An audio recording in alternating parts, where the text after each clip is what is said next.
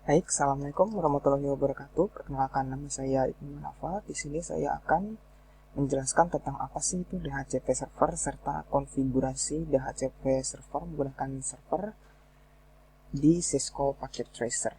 Oke, yang pertama di sini saya akan menjelaskan dulu tentang DHCP server itu apa. Yang pertama, ini DHCP ini merupakan akronim dari Dynamic Host Configuration Protocol, yang mana fungsi DHCP server ini adalah memudahkan penyebaran IP address ke sebuah jaringan secara merata, tanpa perlu dilakukan dengan manual atau menyebar IP address satu persatu ke perangkat.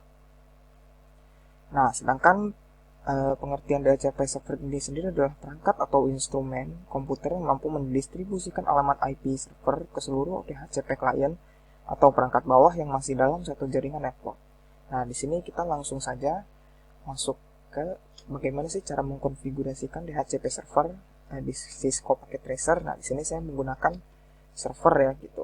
Menggunakan server, bisa dilihat di sini. Server.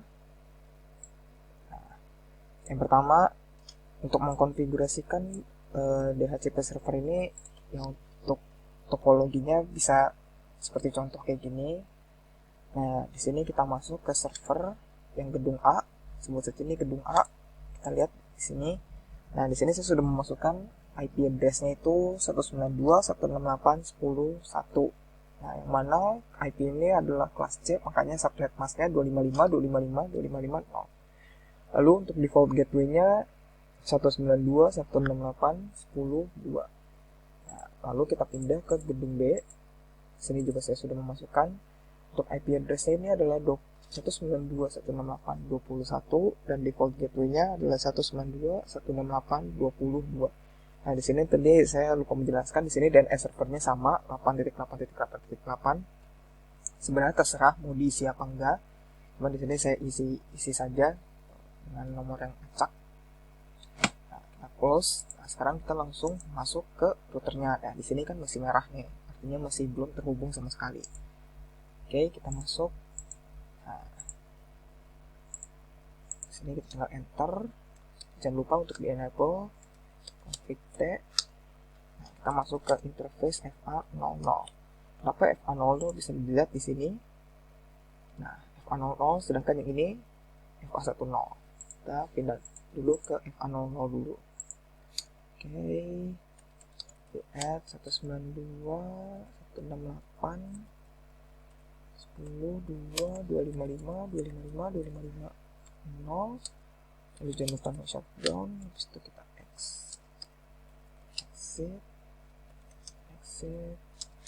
lalu kita write, lalu kita masuk ke config cek lagi, kita masuk ke interface FA10. Nah, masukkan IP address-nya itu 192.168.22.255.255.255.0. Jangan lupa untuk no shutdown. Oke, next. Right. Nah, WR ini fungsinya adalah untuk write atau building configuration. Nah, karena sudah oke, dan udah selesai di routernya, kita sudah memasukkan IP address-nya. Ini masih membuat jaringannya dulu. Nah, sembari menunggu ini selesai berubah menjadi hijau, kita pindah dulu yuk ke server yang pertama ini atau gedung A. Nah, di sini kita masuk ke service. Kita pilih DHCP. Jangan lupa untuk service ini di-on-kan ya. Kalau tidak, itu percuma aja karena di sini ada on, ada off. Nah, jadi pastikan service itu on. Nah, default gateway-nya ini apa? Nah, kita masukkan di yang tadi sebelumnya, default gateway-nya 192.168.10.2. Lalu DNS servernya 888. Nah, start IP address ini maksudnya apa? Nah, ini ketika kita masuk ke PC yang pertama, nah itu ketika kita ingin masukkan DHCP IP-nya itu, dia akan startnya dari IP berapa? Misalkan di sini saya masukkan 3, mulainya dari 3. Maka dapat dipastikan ketika saya ingin memasukkan IP address yang PC yang pertama ini dengan DHCP, maka IP address-nya akan keluar 192.168.10.3 karena dimulainya dari situ. Nah, ini subnet masknya sama untuk kelas C. Lalu sini maksimum number of usernya, maksimal penggunanya 255. Jadi langsung kita tinggal save. Jangan lupa untuk di save. Nah, ini sudah selesai, close. Nah, ini sudah berubah hijau. Kita pindah lagi ke yang gedung B.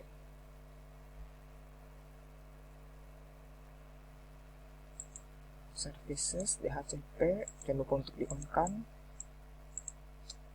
192, 168, 22, dan SF888. Oke, kita picknya juga 3, subnet passnya juga sama, kelas C maksimum numbernya sama, 255. Oke, kita langsung save. Nah, kalau sudah tersave maka bakal kayak gini tampilannya. Nah, oke, kita close, jangan lupa. Nah, sekarang kita langsung masuk ke PC yang ini. Seperti yang tadi saya bilang sebelumnya bahwa IP configuration ketika DHCP ini bakal berubah IP address-nya menjadi 192.168.10.3. Kita buktikan sekarang. Sedang requesting IP address-nya, nah, selesai. Maka IP address-nya sudah berubah 10.3. Lalu berlaku juga untuk ini akan berubah menjadi 10.4 karena dia terus berlanjut, tidak boleh ada yang sama. Nah, kita buktikan lagi. Nah, benar kan? IP address-nya berubah, subnet masknya tetap sama karena dia IP kelas C, lalu default gateway-nya ini sama. Seperti karena kan saya tadi men-setting default gateway-nya di server ini adalah 10.2, sudah dimasukkan di sini, dan servernya juga sama. Kita yang pindah lagi ke PC yang terakhir, pconfig DHCP. Nah, berubah menjadi 5. Oke, sekarang berlaku juga untuk laptop yang pertama. Kita ubah dulu menjadi DHCP. Oke, hasil desktop. Nah, ubah lagi IP address-nya jadi 4. Config DHCP ubah menjadi 5. Nah, di sini teman-teman sekalian bisa mencoba ibaratnya menambahkan lagi juga bisa untuk PC ataupun laptop, namun harus tetap dengan jaringan di switch ini gitu biar tidak berbeda gitu. Oke, karena ini sudah, tinggal yang terakhir. Oh, ini udah. Nah, sekarang kita masuk ke testing. Apakah bisa mengkoneksikan dari PC 1 ke laptop 1 ini ataupun sebaliknya. Tapi pertama-tama saya mencoba dulu untuk servernya ini apakah terhubung dengan routernya. Coba. Nah, sukses. Dari yang gedung B ke routernya sukses. Dari PC-nya ke servernya sukses. Coba ini sukses. Ini ke sini sukses. Ini ke sini sukses. Oke, sekarang kita coba PC ke routernya sukses. Sebaliknya PC ke router, laptop ke routernya sukses. Bisa dilihat sini statusnya sukses. Nah, sekarang kita coba testing dari PC yang pertama ini ke laptop yang pertama. Nah, sukses. Bisa dilihat ini PC 0 laptop 0. Kita coba lagi di sini ke sini. In progress pasti failed karena dia pasti membentuk jaringannya dulu. Coba lagi nih, biasanya yang percobaan kedua bisa. Nah, kan bisa. Kita lihat lagi biar lebih rapi. Kita coba lagi yang satu lagi. Nah, in progress dia masih membentuk jalannya dulu, pasti dia failed.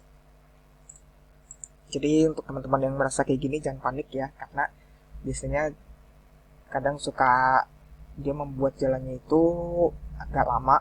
Itu kita harus coba 2 kali, maksimal itu 3 kali. Kalau nggak bisa berarti ada kesalahan dari konfigurasi kita. Coba. Nah, lihat kan ini bisa sudah sukses. Tadi kan tidak bisa, jadi bisa. Oke, coba. Atau cara yang kedua kita tes ping. Ping 192, 168, 24. Nah, 24 ini adalah IP address dari yang laptop yang ini. Nah, ini bisa dilihat, ini bisa.